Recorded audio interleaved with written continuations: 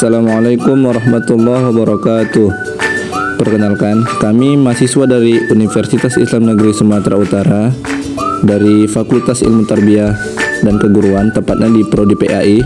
Kami dari kelompok 6 ingin menjelaskan sedikit tentang kekuatan dan kelemahan metode pembelajaran hadis. Baiklah, sebelum kita masuk ke pembahasan, inilah nama-nama dari anggota kelompok 6. Yang pertama ada Bahrul Ilman Nafi'an, yang kedua ada Ikhwanul Khairi, dan yang ketiga ada Said Falah Siagian. Baiklah, masuk kita ke materi pertama tentang metode pembelajaran. Metode pembelajaran adalah berbagai cara yang dipergunakan pendidik dalam menyampaikan bahan pelajaran kepada peserta didik, sehingga dengan metode yang tepat dan sesuai, bahan pelajaran dapat diterima dan dikuasai dengan baik oleh peserta didik. Begitu pula dengan Rasulullah SAW.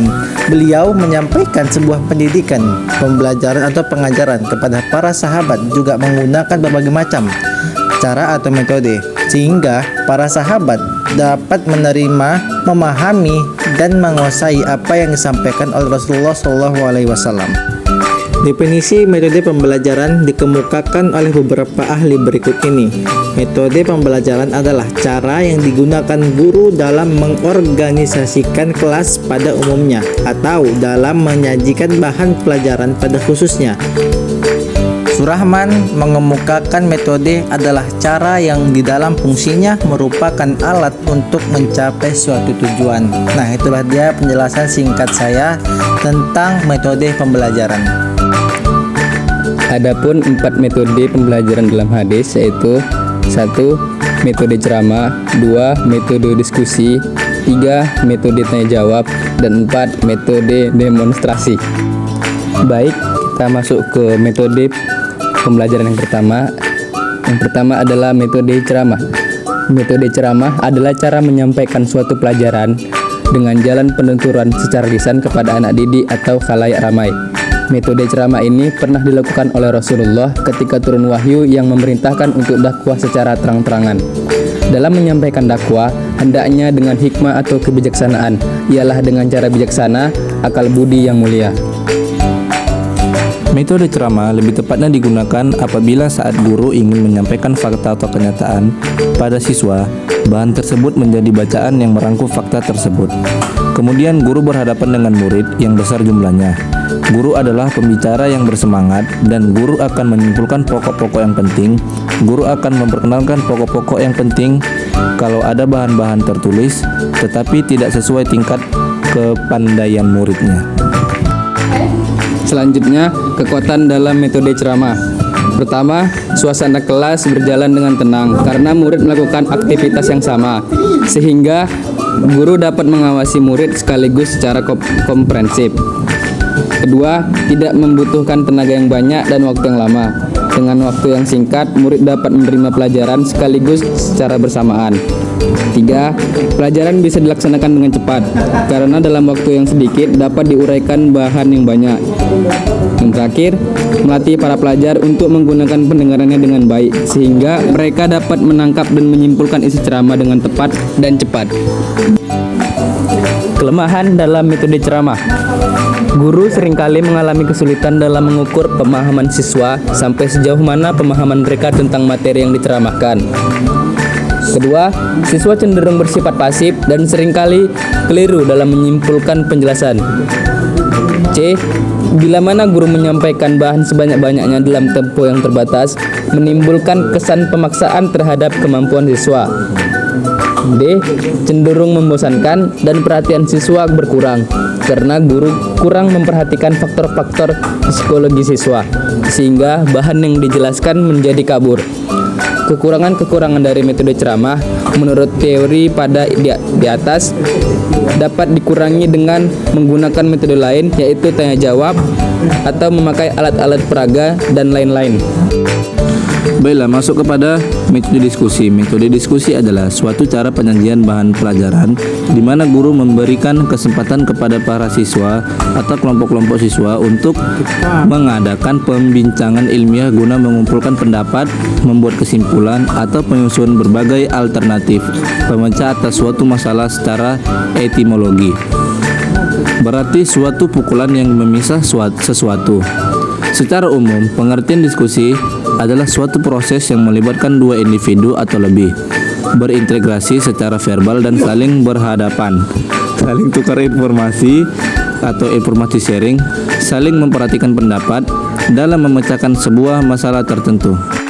Metode diskusi ini sangat sesuai digunakan apabila saat materi yang disajikan bersifat low consensus problem. Artinya, bahan yang akan disajikan tersebut banyak mengandung permasalahan yang tingkat kesepakatannya masih rendah. Kemudian untuk pengembangan sikap atau tujuan-tujuan pengajaran yang bersifat afektif. Dan yang terakhir untuk tujuan-tujuan yang bersifat analisis sintesis dan tingkat pemahaman yang tinggi. Kekuatan dalam metode diskusi adalah yang pertama, suasana kelas lebih hidup sebab siswa mengarahkan perhatiannya atau pikirannya pada materi yang sedang didiskusikan. Yang kedua, dapat dinaikkan prestasi kepribadian individu seperti sikap toleransi, demokrasi, berpikir kritis, sistematis, sabar, dan sebagainya. Yang ketiga, kesimpulan hasil diskusi mudah dipahami oleh siswa karena mereka mengikuti proses berpikir sebelum sampai pada suatu kesimpulan. Yang keempat, siswa dilatih belajar untuk mematuhi peraturan-peraturan dan tata tertib layaknya dalam suatu musyawarah. Yang kelima, membantu murid untuk mengambil keputusan yang lebih baik. Yang keenam, tidak terjebak dalam pikiran individu yang kadang-kadang salah, penuh prasangka dan sempit. Kelemahan dalam metode diskusi ini adalah yang pertama, kemungkinan ada siswa yang tidak ikut aktif sehingga diskusi baginya hanyalah merupakan kesempatan untuk melepas tanggung jawab. Yang kedua, sulit menduga hasil yang dicapai karena waktu yang dipergunakan untuk diskusi cukup panjang. Untuk menjaga kelemahan dari segi negatif dari metode ini, maka perlu memperhatikan hal-hal berikut. Yang pertama ada pimpinan diskusi diberikan kepada murid dan diatur secara bergilir. Yang kedua, pimpinan diskusi yang diberikan kepada murid perlu bimbingan dari guru. Yang ketiga, guru mengusahakan agar seluruh siswa ikut berpartisipasi dalam diskusi. Yang keempat, mengusahakan supaya semua siswa mendapatkan giliran berbicara sementara siswa lain belajar mendengarkan pendapat temannya. 3. Metode tanya jawab. Metode tanya jawab merupakan salah satu teknik mengajar yang dapat membantu kekurangan-kekurangan yang terdapat pada metode ceramah. Ini disebabkan karena pendidik dapat memperoleh gambaran sejauh mana peserta didik dapat mengerti dan dapat mengungkapkan apa yang telah diceramahkan. Rasulullah SAW pernah mempergunakan metode tanya jawab, misalnya tanya jawab Rasulullah dengan malaikat Jibril ketika malaikat Jibril menguji Rasulullah SAW tentang iman, tentang Islam, dan juga tentang ihsan. Itulah dia singkatnya.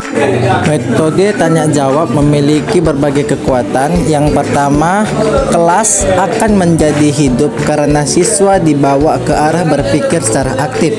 Yang kedua, siswa terlatih berani mengemukakan pertanyaan, jawaban, atau pertanyaan yang diajukan oleh guru. Yang ketiga, dapat mengaktifkan retensi siswa terhadap pelajaran yang telah lalu. Itulah dia kekuatan dalam metode tanya jawab. Sedangkan kekurangan metode ini adalah yang pertama, waktu yang digunakan dalam pelajaran tersita dan kurang dapat dikontrol secara baik oleh guru karena banyaknya pertanyaan yang timbul dari siswa. Yang kedua, kemungkinan terjadi penyimpangan perhatian siswa bila mana terdapat pertanyaan atau jawaban yang tidak berkenan dengan sasaran yang dibicarakan. Dan yang terakhir, jalannya pelajaran kurang dapat terkoordinir secara baik karena timbulnya pertanyaan-pertanyaan dari siswa yang mungkin tidak dapat dijawab secara tepat baik oleh guru maupun oleh siswa. Baiklah, masuk kita kepada metode yang terakhir, yaitu metode demonstrasi.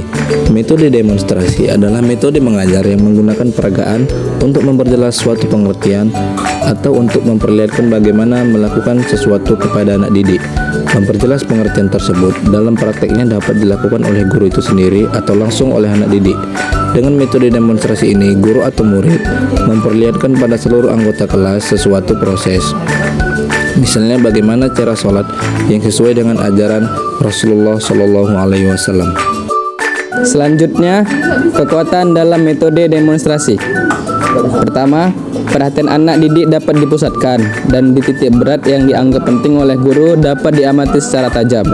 B. Perhatian anak didik akan lebih terpusat kepada apa yang didemonstrasikan. Jadi, proses belajar anak didik akan lebih terarah dan akan mengurangi perhatian anak didik kepada masalah lain. C.